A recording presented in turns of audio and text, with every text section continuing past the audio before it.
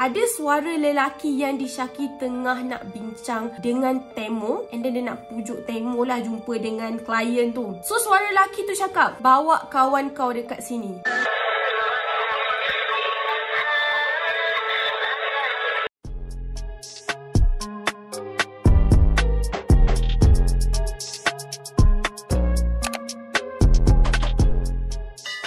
Hi guys, Assalamualaikum. Welcome back to my YouTube channel.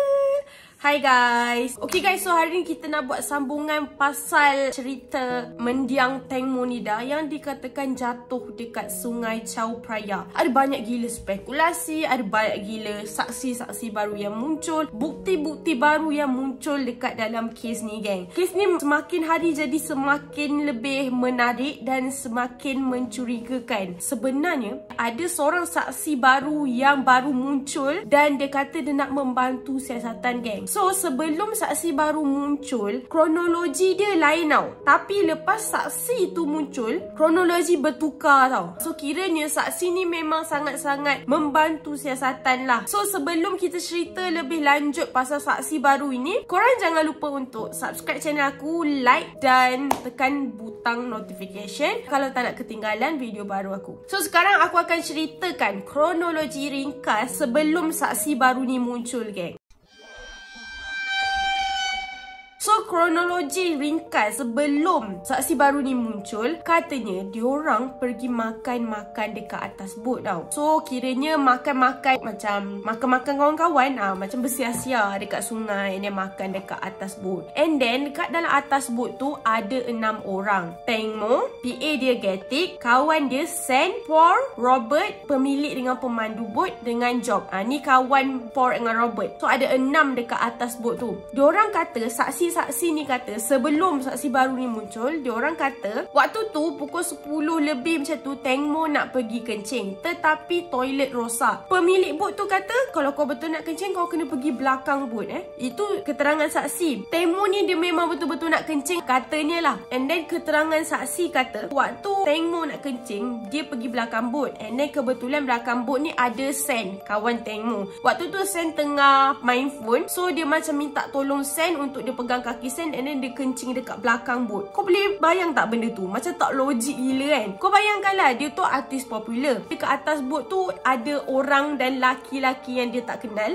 Boleh fikir logik lah. Dah lah kau famous, kau nak ke kencing dekat atas bot, and then kau kena buka kau punya tu, dan risiko dia memang sangat-sangat tinggi lah sebab kau kencing atas bot. So memang tak logik dekat situ. Waktu dia tengah nak bangun macam tu lah kot, Tengmo pegang kaki Sen. Tengmo ni tiba-tiba tergelincir jatuh daripada bot. So waktu tu kelima-lima orang yang kat atas bot ni diorang berusaha dan memanggil nama Tengmo. Dia jerit-jerit Tengmo, Tengmo, tapi tak ada sahutan katanya. Diorang give up, diorang tak dapat nak cari Tengmo. Diorang mula mencari bantuan geng.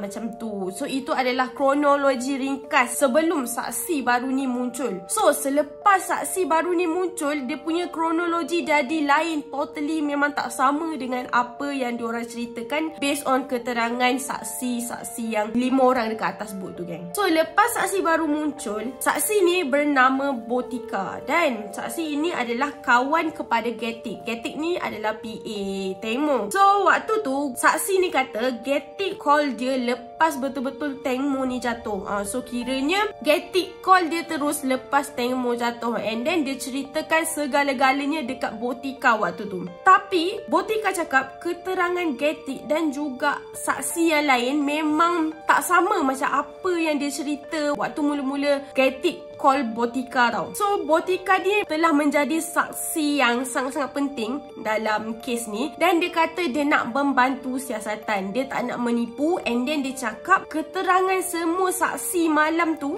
memang bercanggah dengan apa yang mula-mula Getik cerita dekat dia. Dia nak kata semua saksi-saksi tu menipu dan juga berlakon. So dia nak membantu siasatan lah. Masa dia bagi keterangan baru ni, dia kata dia cakap benda betul sebab tak ada faedah pun dia nak menipu. Dan kalau dia menipu, dia akan lebih membahayakan diri dia. So maksudnya dia memang cakap benda betul lah pasal keterangan baru, saksi baru ni, Botika ni. So ada satu teori netizen Thailand dan teori itu keluar dekat TV tau. Dan based on keterangan baru daripada saksi-saksi baru, ada satu kronologi yang baru pasal kes ni geng. Dan kalau korang tahu dekat TikTok ada seorang Kak Siam ni, dia selalu sangat translate berita ni dekat kita kan. Dia translate bahasa Melayu. And then dia kata ada teori baru dan kronologi baru pasal kes ni geng. So kalau korang tengok teori-teori dan bukti-bukti ni semua ada dekat TikTok. Dan kakak tu translate balik dekat kita. Okay, so aku ulang balik. Bukan aku reka cerita, tapi kakak ni translate balik apa yang dia baca dalam bahasa Thailand dan juga daripada berita dekat Thailand. Dia translate balik, dia bagi tahu dekat kita geng. So, kronologi baru dan juga teori baru ni kata sebelum kejadian ini berlaku, Getik iaitu PA Tengmo, dia ada tanya Tengmo dia nak tak makan dengan klien ni. So, kiranya dia pergi bukan atas dasar makan sahaja, bukan atas dasar bersia-sia, tetapi dia pergi makan dekat atas bot tu atas dasar bekerja. Dan katanya dekat bot tu dia nak makan dengan klien tau geng. So, Tengmo ni tanya dah Getik, klien ni okey tak? Macam mana profil dia? Getik cakap semuanya okey sebab klien dia ni kaya raya, so dia boleh tampung lah makanan apa semua malam tu lah. So Tengmo ni ons and then dia bersetuju untuk makan dekat bot tu dengan klien tu. So waktu diorang dah naik atas bot and then diorang dah pusing-pusing Sungai Chao Phraya tu, klien dia cakap dia bukan setakat nak makan je, dia nak buat lebih daripada makan. Korang faham tak maksud aku?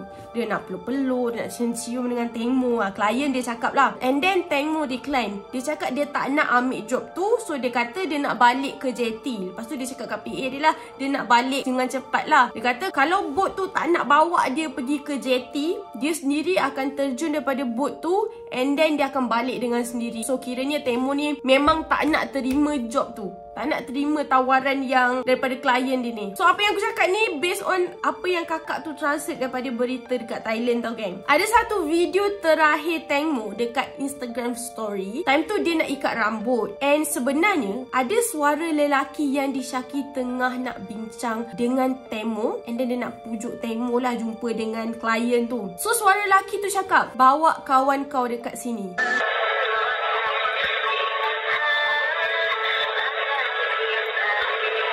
So kalau korang dengar betul-betul memang jelas lah ada suara-suara lelaki tu kira macam suruh Tengmo, tapi Tengmo buat bodoh tau. Dia tak nak layan pun. Dia cakap dekat dalam video tu, cuba tengok, pandai tak aku ikat rambut guna straw?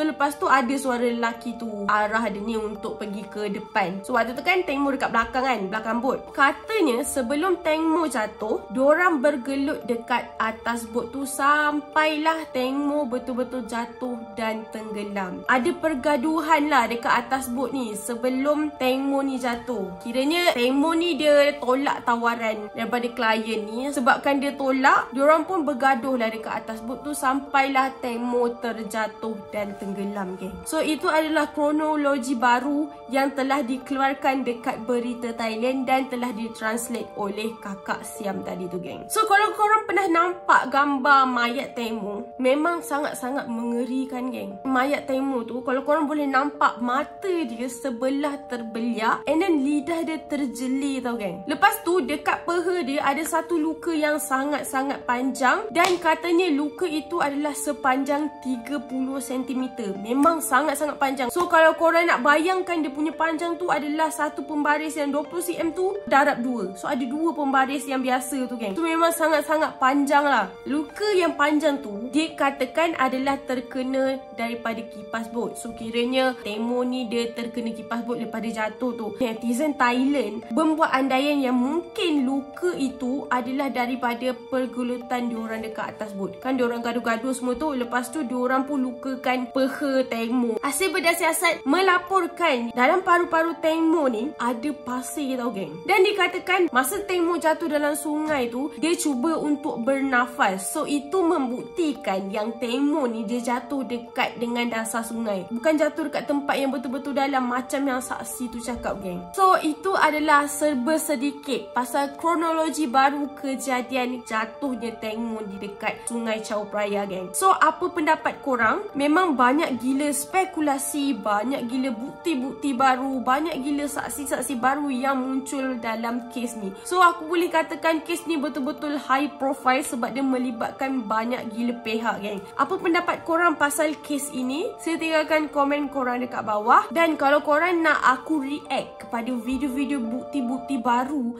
ada banyak gila bukti CCTV, saksi, memang banyak gila bukti-bukti baru pasal kes ni geng. Kalau korang nak aku buat lebih banyak pasal kes ni, saya tinggalkan komen korang juga. Macam biasa, kalau korang suka video aku, jangan lupa tekan like dan jangan lupa tekan subscribe. Jaga diri and always stay safe. Bye!